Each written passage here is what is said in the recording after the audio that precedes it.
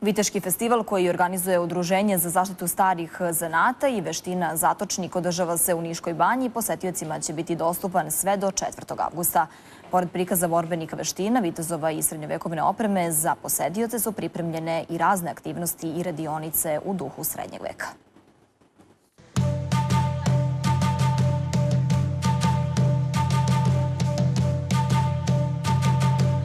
Centralni park Niške banje narednih dana vraća nas u srednji vek. Šatori, opreme, odežde, oruđa, konji, sve što oživljava duh srednjovekovne Srbije, jedinstvena je prilika za sve avanturiste i ljubitelje istorije da se vrate u vreme viteških borbi i srednjovekovnih običaja.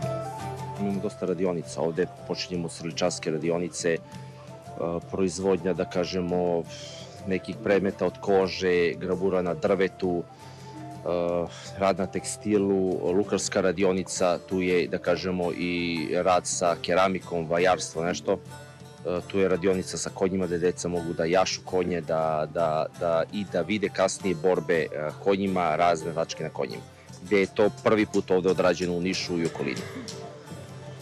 Posetioci će moći da se druže sa vitezovima, ali i dvorskim damama i pripadnicima srednjeg i nižeg staleža iz 13. i 14. veka. Predstavljamo plemiće i viteze iz srednjeg veka, odnosno 13. i 14. vek. Trenutno na sebi nosim, da kažem, neku plemičku odoru zajedno sa malim mačem. Ja predstavljam devojke iz srednjeg veka, princeze koje su tu za svoje vitezove.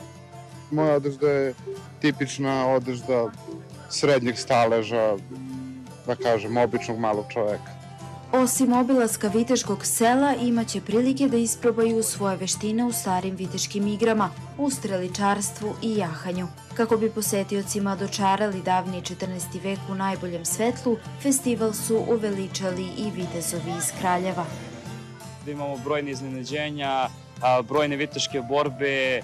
Juče smo baš prikazivali, a i danas ćemo viteške borbe na zemlji, zatim viteške borbe na konjima. Posetioci će moći da vide to im je definitivno najzanimljivije. Pored toga imamo brojne iznenađenja za decu, imamo gađanje lukom i strelom, gumeno mačovanje, lov na divljač, svakakve radionice, moće da se slikaju s vitezovima, da pričaju s vitezovima, da obuku oklop, da isprobaju mačeve, da se prošetaju kroz srednjovekovno selo, da uđu kroz taj neki vremenski portal, da uđu, da kažem, u srednji vek, u ovo naše srednjovekovno viteško selo. Ovo je klasična jedna odežda sa srpskih presaka koje, da kažemo, niže vlastele. Mi predstavljamo neku kao onako nižu vlastelu, skromniju vlastelu, dok eto, na primjer, naš domaćin koga ste imali prilike da upoznate, on je, da kažemo, viša vlastela. Tako da gledamo da pokrijemo sve aspekte tog srednjovekovnog društva. Tokom festivala prvi put će biti izvedeno nekoliko tačaka koje još nisu viđene u okolini Niša, poput Megdana na konju. Za Happy televiziju iz Niša, Marija Janković.